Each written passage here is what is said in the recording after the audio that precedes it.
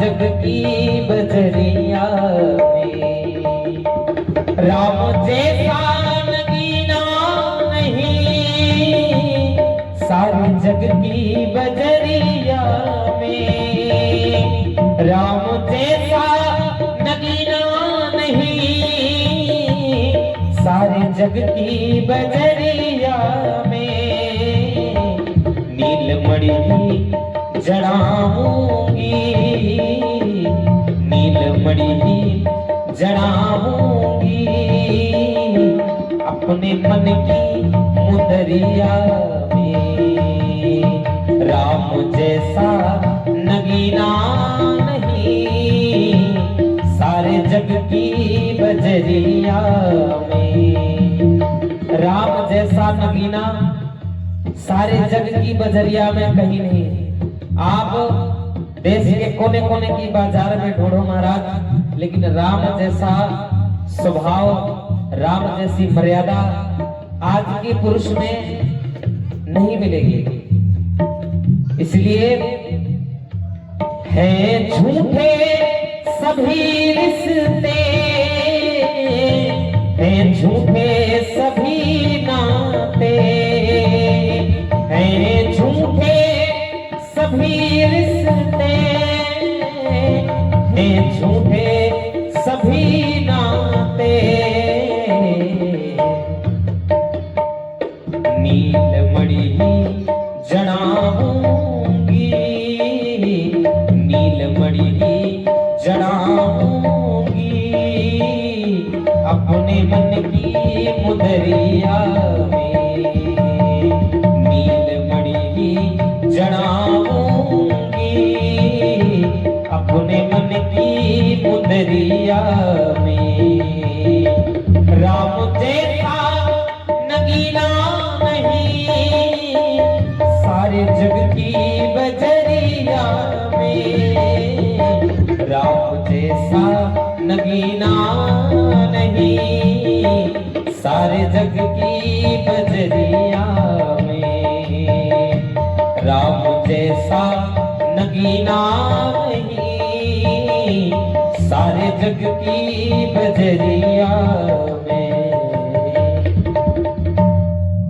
राम जैसा नगीना नहीं, सारे जग की बजरिया में मृदु मूरत बसाऊंगी नैनों की पुतरिया में।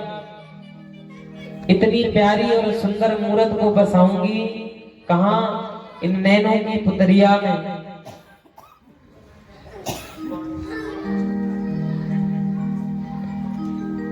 देखिए, राम का नाम गाना, राम का गुणगान करना, ये भी एक भजन है। और भजन का शाब्दिक अर्थ ये है, भाव होना चाहिए। भा अर्थात भाव, जा अर्थात हर जन के प्रति।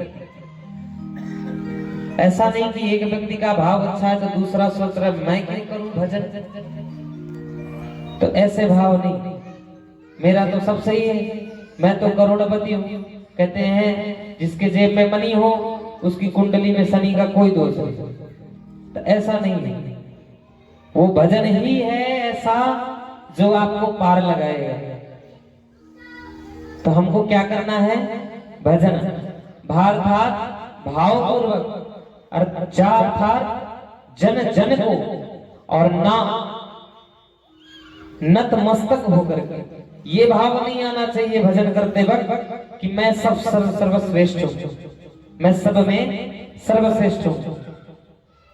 ऐसा भजन भगवान को भी प्रिय नहीं है। तो हमको क्या करना है?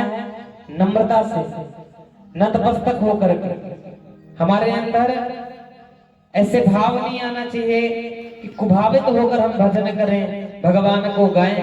नाम तो गा रहे, पीछे लूट रहे, लेकिन आगे गा रहे राम राम राम राम राम राम।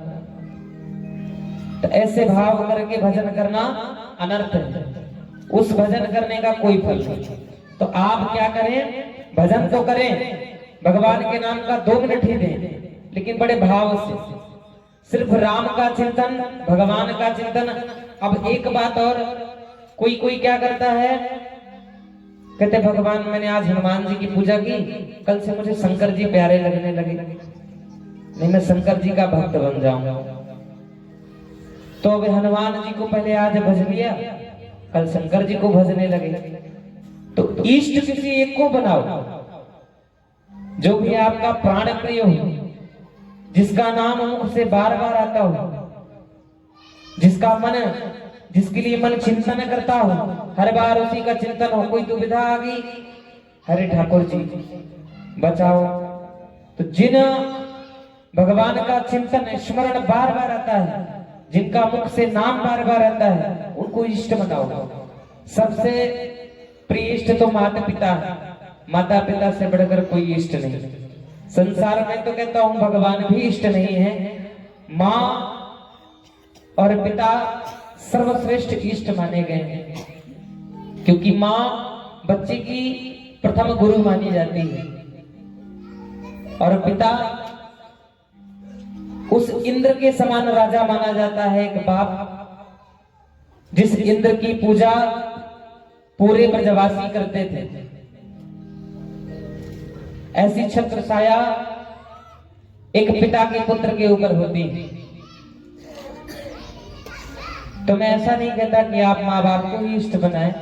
आपका जिसके प्रति चिंतन होता हो, आपका जिसके प्रति स्मरण होता हो, आप जिसको सबसे ज्यादा सोचते हो, सबसे ज्यादा जिसका गुणगान करते हो, उसके प्रति इष्टित रहिए।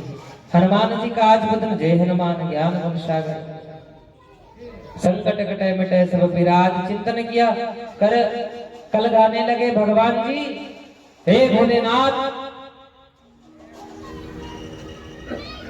मैं आज आपको इतनी बेलोपत्र चढ़ाऊंगा, कल आप मुझे ये दे दीजिए।